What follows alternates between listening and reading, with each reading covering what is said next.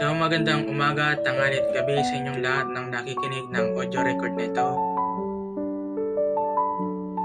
Ang Bible verse natin for today is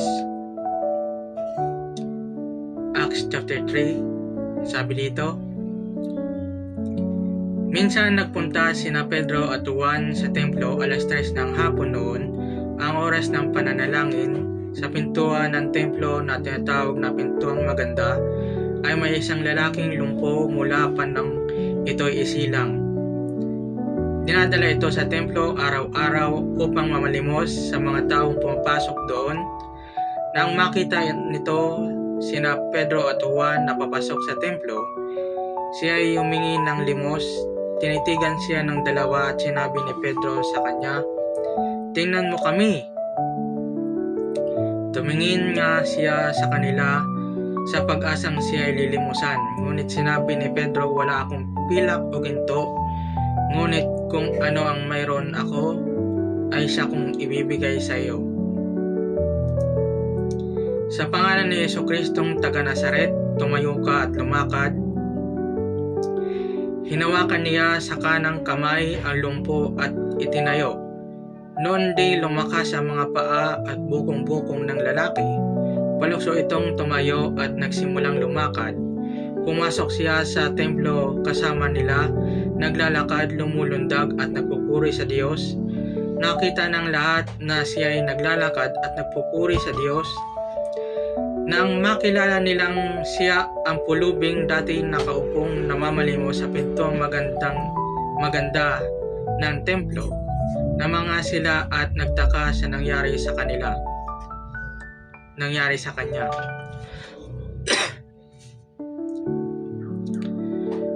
Habang nakahawak siya kina Pedro at Juan sa lugar na tinatawag na Portiko ni Solomon, patakbong lumapit sa kanila ang mga taong takang-taka sa nangyari. Nang makita ni Pedro ang mga tao, sinabi niya, "Mga Israelita, bakit kayo nagtataka sa nangyaring ito? Bakit ninyo kami tinititigan? Akala ba ninyo'y napalakad namin siya dahil sa sarili naming kapangyarihan o kabanalan?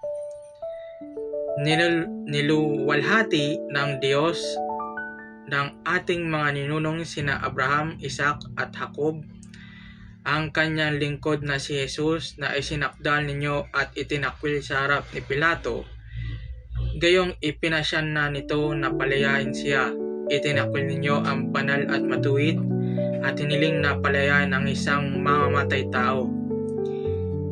Pinatay ninyo ang pinagmumulan ng buhay, ngunit siya ay muling binuhay ng Diyos at saksi kami sa pangyayaring ito. Ang kapangyarihan ng pangalan ni Jesus ang nagpagaling sa lalaking ito. Nangyari ito dahil sa pananalig sa kanyang pangalan.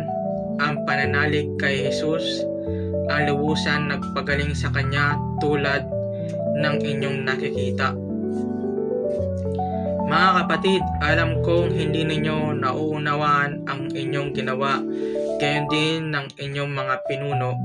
Sa ganitong paraan ay natupad ang matagal na ipinahayag ng Diyos sa pamamagitan ng mga propeta na ang kanyang Kristo ay kailangan magdusa. Kaya nga magsisi kayo at magbalik loob sa Diyos upang patawarin ang inyong mga kasalanan, at nang sa gayon ay sumapit ang panahon ng pagpapanibagong lakas mula sa Panginoon. Susuguin niya si Jesus, ang Kristong hinirang mula pa noong una para sa inyo.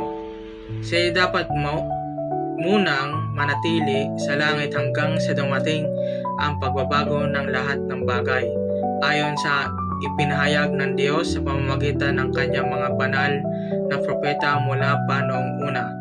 Sapagkat sinabi ni Moises, "Mula sa inyo, ang Panginoon ninyong Diyos ay pipili para sa inyo ng isang propetang katulad ko.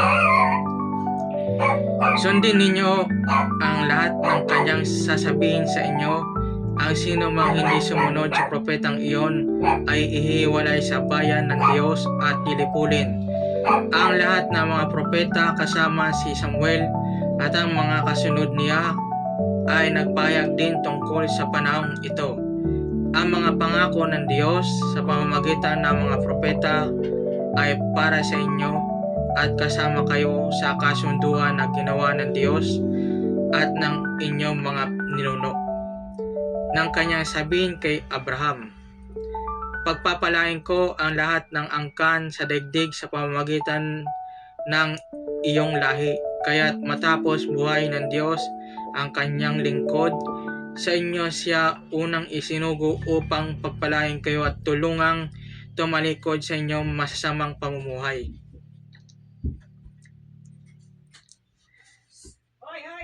Nehemiah chapter 8 verse 10. Sinabi pa ni Nehemias, magdiwang kayo, kumain ng masasarap na pagkain at uminom ng masasarap na inumin. Bigyan nyo ang mga walang pagkain dahil ang araw na ito ay banal sa Panginoon. At huwag kayong mabalisa dahil ang kagalakang ibinigay ng Panginoon ay magpapatatag sa inyo. Hebrews chapter 13 verse 5. Huwag kayong magmukhang pera at masiyahan na kayo sa anumang nasa inyo, sapagkat sinabi ng Diyos, hindi kita iiwan, ipababayaan man.